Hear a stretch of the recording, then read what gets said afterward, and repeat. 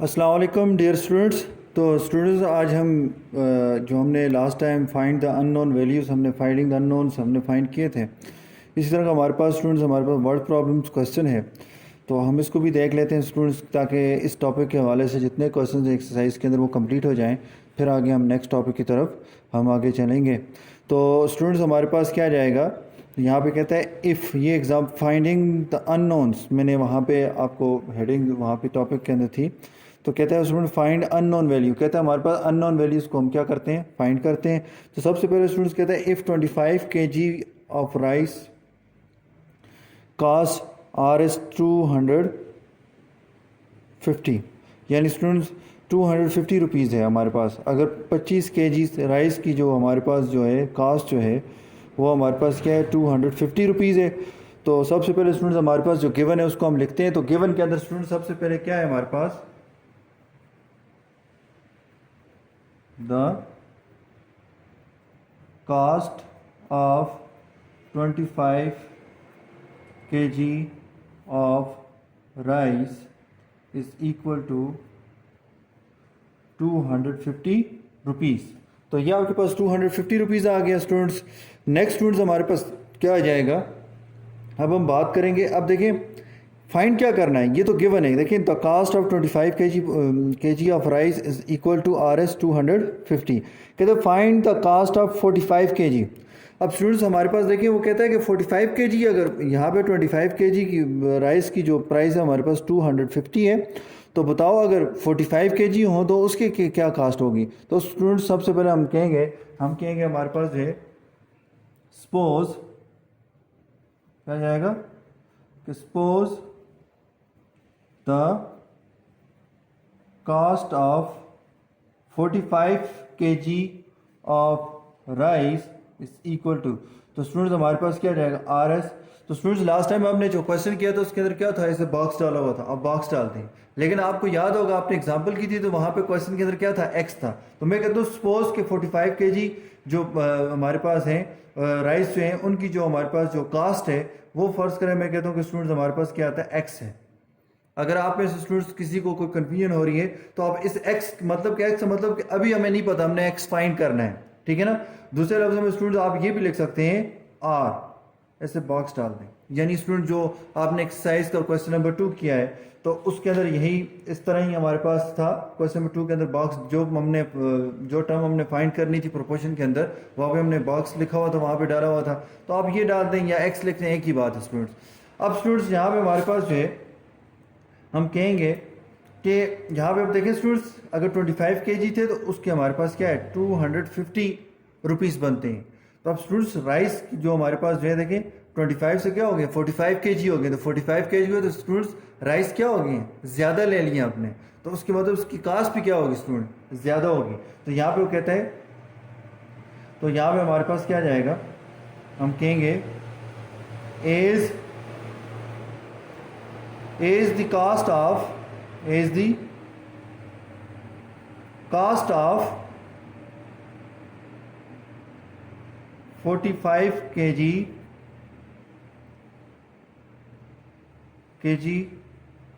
of rice will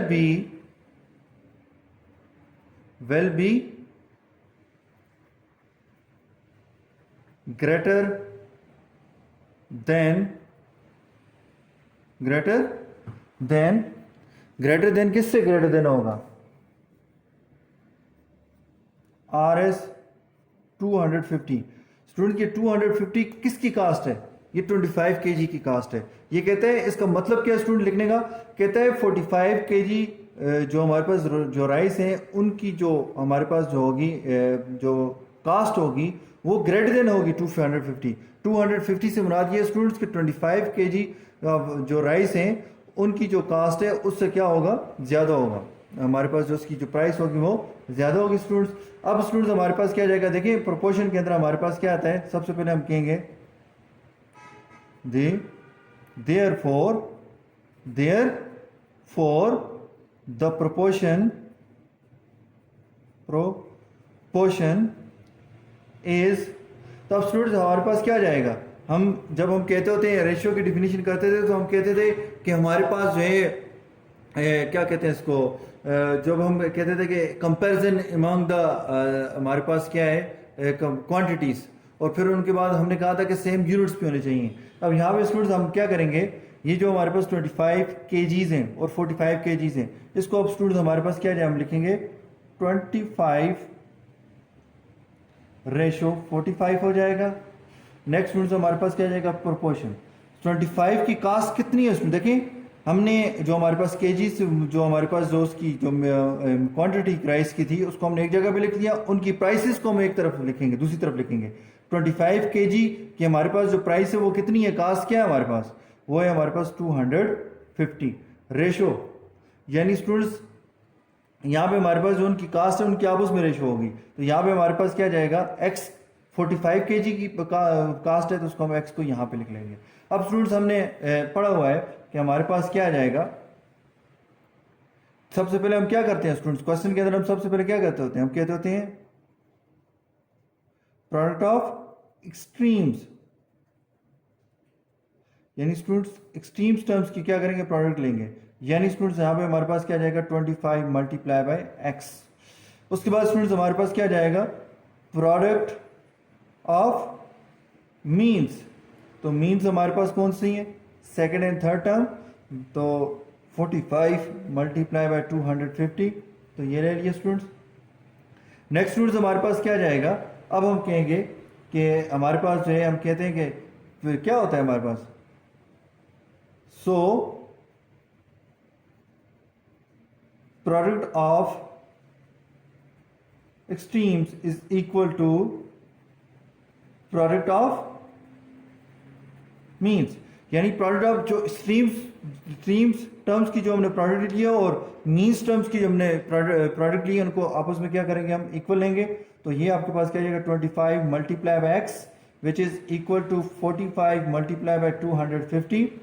तो students यहाँ पे हमारे पास क्या जाएगा, हमने क्या करना है, इसको यहाँ पे सॉल्व करते हुए स्टूडेंट्स हमारे पास क्या जाएगा 25 multiply by x and next हमारे पास क्या जाएगा 45 मल्टीप्लाई 250। तो यहाँ पे स्टूडेंट देखें 25 को क्या करना है, हमने कैंसिल करना है ना, तो यहाँ से हटाने, तो देखें x की वैल्यू फाइंड करनी है, तो 25 क्या हमारे पास मल्टीप्लाई, तो मल्टीप्लाई वाले नंबर्स को हम कैसे कैंसिल करते हैं स्टूडेंट्स, डिवाइड करके कैंसिल करते हैं। तो यहाँ पे हमारे पास क्या जाएगा 25 multiply by x divided by 25 which is equal to 45 multiply by 250 divide by 25, यानी divide by 25 on both sides, तो हमने दोनों तरफ हम इसको डिवाइड करेंगे, 25 1 जार 25, 25 1 जार 25, तो ये x आ गया। तो यहाँ पे स्टूडेंट्स हमारे पास क्या जाएगा, 20 यहाँ पे हमारे पास 25 1 जार 25, तो 20 देखें 25 1 जार 25, तो यहाँ पे भी हमारे पास क्या 250 है ना, तो ये हमारा 25 1 जार 25 और ये आपके पास 0 है, तो 0 इसके साथ लगा दें तो 10 आ गया, तो ये आता है 45 मल्टीप्लाई बाय 10। तो स्टूडेंट्स हमारे पास क्या जाएगा 10 5 जार 50, 50 का 0 इधर आ जाएगा, 5 कैरी चल जाएगा, 10 4 जार 40, 40 प्लस 5 करें तो 45 आ जाएगा। तो इसका मतलब ये होगा कि हमारे पास लास्ट में हम कहेंगे the cost of 45 kg of rice is equal to x, तो what is the value of x 450 rupees. तो ये आपके पास स्टूडेंट इस तरह से हम क्वेश्चन सॉल्व करेंगे। तो ये आपके पास एग्जांपल थी, इसके मुताबिक अपने स्टूडेंट्स हम एक्सरसाइज के क्वेश्चंस भी हम सॉल्व करेंगे। तो आए स्टूडेंट्स हम एक्सरसाइज के क्वेश्चंस की तरफ जाते हैं। एक्सरसाइज 6.2 का क्वेश्चन नंबर 7 है। तो स्टूडेंट्स कहते हैं अ shopkeeper earn a profit of 27 rupees on selling goods for 360 rupees. तो स्टूडेंट्स कहते हैं हमारे पास जो है एक शॉपकीपर ने गुड्स सेल किए हैं, बेची हैं, तो 360 रुपये के, और 360 रुपये में से उसको 27 रुपये जो है उसको क्या हुआ है, प्रॉफिट हुआ है। अब वो कहता है कि find the profit on selling goods for 100। अगर कहते हैं कि 100 गुड्स अगर वो हमारे पास क्या करे, सेल 100 रुपीज़ की गुड्स अगर वो सेल करे तो बताओ कितना प्रॉफिट होगा। तो अब यहाँ पे स्टूडेंट सबसे पहले हमारे पास क्या जाएगा, जो गिवन है उसको देखें, तो क्या a shopkeeper earn a profit of कितना, profit of RS 27 on selling goods for rupees 360, ठीक है ना। तो यहाँ पे हम कहेंगे हमारे पास क्या जाएगा, गिवन के अंदर क्या है, a shopkeeper keeper earn a profit on selling goods for Rs 360 is equal to, तो कहते हैं कि एक शॉपकीपर ने जो प्रॉफिट सेलिंग गुड्स की मद में उसने जो है वो 360 रुपीज़ की जो उसने गुड्स उसने क्या किए, सेल किए हैं, तो उसके उसमें जो उसको प्रॉफिट हुआ वो हमारे पास कितना है, Rs 27 रुपीज़ उसको क्या हुआ है, 360 रुपये की चीज़ कहता है उसने गुड्स फरोख्त किए हैं, बेची है, तो उस पर उसको क्या मिले हमारे पास प्रॉफिट कितना मिला, 27 रुपीज़ मिला है। अब वो कहते हैं स्टूडेंट्स अगर क्या हो, find the profit on selling goods for 100 rupees. तो अब यहाँ पे हमारे पास क्या कहते हैं, हम कहेंगे कि suppose a shopkeeper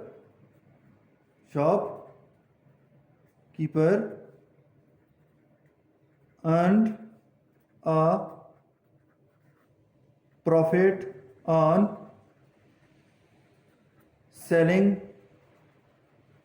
goods for Rs 100 rupees, यानी 100 रुपीज़ की जब वो क्या करता है, गुड्स क्या करता है, सेल करता है, तो जो उसको प्रॉफिट होता है, यहाँ पे प्रॉफिट जब 360 रुपीज़ की उसने गुड्स फरोख्त की थी, बेची थी, उसने सेल की थी, तो उसको उसने 27 रुपीज़ का प्रॉफिट हुआ है। अब वो कहते हैं अगर 100 रुपीज़ की उसने बेचे तो कितना होगा हमारे पास प्रॉफिट, तो स्टूडेंट्स हम क्या करेंगे, अभी हमें नहीं मालूम, तो हम उसको क्या बोलते हैं, सपोज कि वो एक्स है, वो क्या है हमारे पास एक्स है, तो अब यहाँ पे हमारे पास क्या जाएगा, ये तो आपने यहाँ पे लिख दिया स्टूडेंट्स। अब हम कहेंगे स्टूडेंट्स कि हमारे पास क्या है, सबसे पहले हमने यहाँ पे कहना है इज,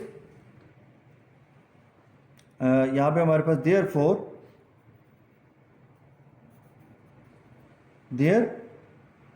फोर द प्रोपोर्शन, तो प्रोपोर्शन कैसे बनेगा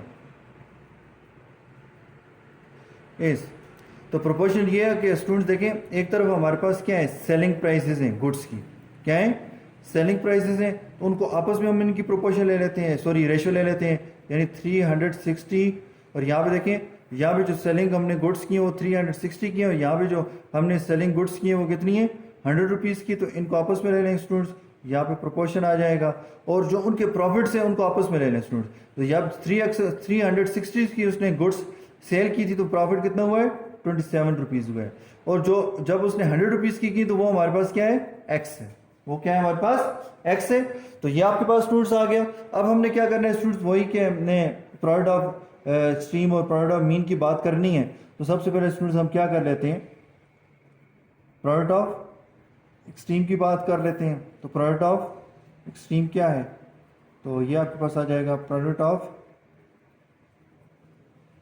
extremes is equal to 360 multiply by x, फिर उसके बाद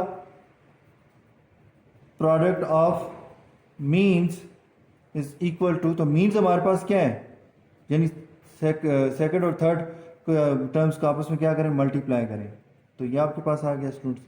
अब हमारे पास क्या जाएगा, हम कहते होते हैं कि जो प्रोडक्ट ऑफ जो एक्सट्रीम्स होता है वो इक्वल होता है प्रोडक्ट ऑफ मीन्स, तो ये हमारे पास मीन्स की इक्वल होता है, तो प्रोडक्ट ऑफ एक्सट्रीम्स क्या है, 360 multiply by x which is equal to 100 multiply by 27। तो स्टूडेंट्स हमने क्या फाइंड करना है, एक्स फाइंड करना है, क्या फाइंड करना है, एक्स फाइंड करना है, तो स्टूडेंट्स हम एक्स फाइंड करेंगे, तो एक्स के लिए स्टूडेंट्स हमारे पास 360 मल्टीप्लाई हो रहे थे, उसको कैंसिल करना है यहाँ से, तो यहाँ पे हमारे पास क्या जाएगा, 360 को दोनों तरफ क्या करेंगे आप, डिवाइड करेंगे, तो आ जाएगा 100 मल्टीप्लाई बाय 27 डिवाइड बाय क्या हो जाएगा, 360 वन ज़ा 360, तो यह हमारे पास क्या है, 360 वन ज़ा 360, तो यहाँ पे x आ जाएगा, ये जीरो स्टूडेंट्स इसके साथ कैंसिल कर दें, तो यहाँ पे आता है 10 multiply by 27 divide by 36। Next students हमारे पास क्या जाएगा, तो यहाँ पे हमारे पास क्या आता है, इज इक्वल टू, तो स्टूडेंट देखें, तो यहाँ पे हमारे पास 9 के टेबल से जा रहा है, तो कितना आ जाएगा हमारे पास, 9 9 4 ज़ार 36 और 9 3 ज़ार 27। तो ये आपके पास आ रहा है 10 मल्टीप्लाई बाई 3 डिवाइड बाई 4। तो स्टूडेंट्स ये हमारे पास कितना आता है 10 3 ज़ार 30 30 डिवाइड बाई 4। तो नेक्स्ट स्टूडेंट्स हमारे पास क्या आ जाएगा 2 2 ज़ार 4 2 15 ज़ार 30। तो याद है 15/2। तो स्टूडेंट्स हम यहाँ पे अगर 15/2 को डिवाइड करें तो 15 डिवाइड बाई 2, तो 1 छोटे 2 से 0 लगा देंगे। 2 7 ज़ार 14, 5 में से 4 निकाले 1, 1 में से 1 निकाले 0। तो स्टूडेंट 1 2 पे डिवाइड नहीं होता तो पॉइंट लगा दें तो 0 आ जाएगा। तो हमारे पास 2 5 ज़ार 10। तो स्टूडेंट्स हमारे पास जो x की वैल्यू है वो x is equal to RS 7.5 rupees.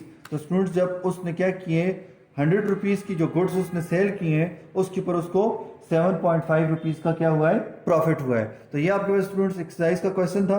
आगे चलते हैं स्टूडेंट्स। नेक्स्ट क्वेश्चन नंबर 8 है एक्सरसाइज 6.2 का।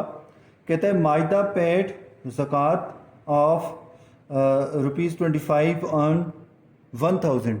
कहते हैं 1000 के ऊपर माइदा ने जो ज़कात पे की है वो कितनी है 25 रुपीज़ है। तो स्टूडेंट सबसे पहले हमारे पास हम कहेंगे जो गिवन है स्टूडेंट साथ साथ लिखते जाएं। माइदा पेड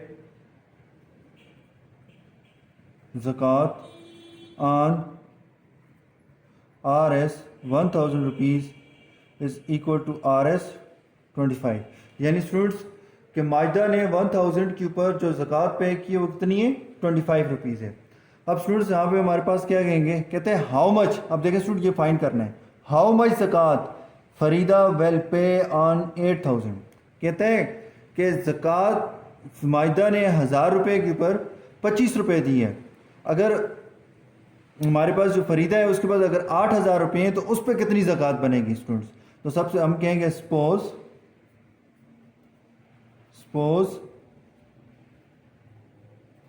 फरीदा पेड ज़कात on RS 8000 is equal to RS X rupees.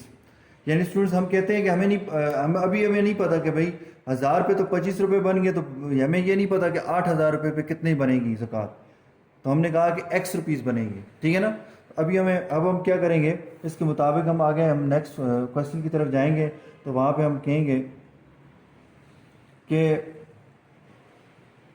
यहाँ पे हमारे पास क्या जाएगा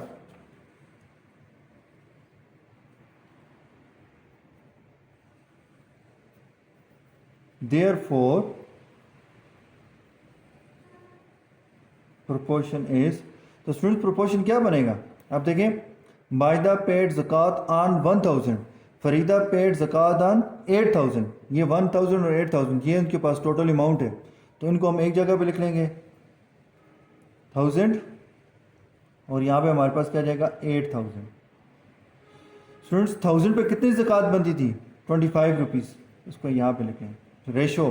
तो यहाँ पे हमारे पास देखें स्टूडेंट्स 8000 रुपीज़ के ऊपर कितनी ज़कात है हमने कहा हुआ है X आ जाएगा। यहाँ पे हमारे पास क्या जाएगा X। तो नेक्स्ट स्टूडेंट्स हमारे पास क्या आ जाता है इसके मुताबिक स्टूडेंट्स हम कहेंगे पहली बात वही प्रोडक्ट ऑफ एक्सट्रीम फिर प्रोडक्ट ऑफ मीन। तो पहले प्रोडक्ट ऑफ एक्सट्रीम्स को ले लेते हैं। Product of extremes is equal to, तो प्रोडक्ट ऑफ एक्सट्रीम्स क्या है हमारे पास 1000 मल्टीप्लाई बाय X। उसके बाद students product of means is equal to, तो मीन्स क्या हमारे पास 8000 मल्टीप्लाई बाय 25। अब स्टूडेंट्स हम कहेंगे product of extremes is equal to product of means. तो प्रोडक्ट ऑफ मीन्स की इक्वल है। तो प्रोडक्ट ऑफ एक्सट्रीम किसकी इक्वल है हमारे पास 1000 multiply by X। Product of means किसकी इक्वल है हमारे पास, तो तो वो आपके पास 8000 मल्टीप्लाई बाय 25।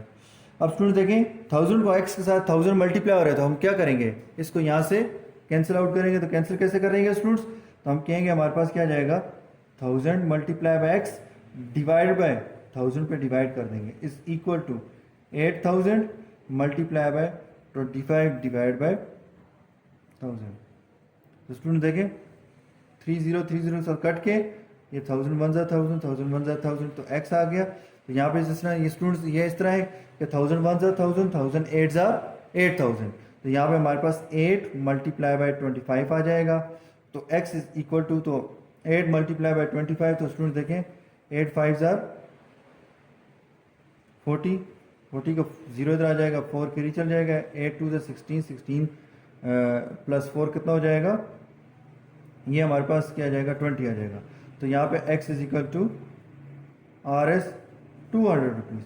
तो इसका मतलब स्टूडेंट्स फरीदा जो है जो पे करेगी ज़कात ऑन 8000 रुपीज़ के ऊपर, वो कितनी है 200 रुपीज़ है स्टूडेंट्स। तो इस तरह से आप स्टूडेंट्स अपने क्वेश्चंस करेंगे। तो 2 क्वेश्चन स्टूडेंट्स इसके साथ करेंगे, क्वेश्चन नंबर 5 और 6 वो आपने करना है, बिल्कुल इसी मेथड से करना है, देखने क्या चीज़ गिवन है और उसके बाद स्टूडेंट फिर देखने क्या चीज़ फाइंड करनी है। तो बिल्कुल इसी पैटर्न के मुताबिक आप अपना क्वेश्चन सॉल्व करेंगे स्टूडेंट, बिल्कुल यही मेथड होगा। इसके मुताबिक अपने जो दूसरे 2 क्वेश्चन हैं वो आपने खुद सॉल्व करने हैं। जहाँ से भी किसी किस्म का कोई इशू हो तो पूछना हो तो आप मुझसे पूछ सकते हैं। और दूसरी बात स्टूडेंट्स, ये ऑनलाइन जो हमारा जो काम है ये आपने नीट कॉपी के ऊपर ज़रूर उतारना है और उसको नीट करके लिखना है, और क्योंकि ये फिर दोबारा हम चेक भी करेंगे, तो इसलिए स्टूडेंट इसके ऊपर थोड़ी सी तवज्जो देनी है आपने ठीक से। तो स्टूडेंट्स ये आपकी होम असाइनमेंट है, तो इसके 2 क्वेश्चन हैं। कहते हैं price of 5 chair is 400, find the price of 15 chairs. तो स्टूडेंट्स 5 चेयर्स की कीमत हमारे पास 400 रुपये है, तो बताओ 15 चेयर्स की कीमत कितनी होगी। तो ये आपने स्टूडेंट्स फाइंड करना है। उसके बाद कहते हैं price of 1 dozen of bananas is 30 rupees. तो स्टूडेंट्स 1 डजन के अंदर हमारे पास कितने होते हैं 12 होते हैं, ठीक है ना, यानी 12 बनानास अगर 30 रुपीज़ के हैं तो बताओ find the price of 100 bananas. तो स्टूडेंट्स यहाँ पे जो 1 डजन है उसको हम 12 बनानास की इक्वल भी कह सकते हैं। यानी स्टूडेंट जब आप गिवन के अंदर लिखोगे ना तो ऐसे लिखोगे the price of 12 bananas is equal to तो 30 रुपीज़। फिर कहेंगे suppose the price of 100 bananas is equal to RS X rupees. तो ये आपके पास स्टूडेंट इस तरह से आपने इस क्वेश्चन सॉल्व करना है। तो किसी किस्म को कोई क्वेश्चन हो तो आप मुझसे पूछ सकते हैं स्टूडेंट्स। शुक्रिया, अल्लाह हाफिज़, अस्सलामु अलैकुम।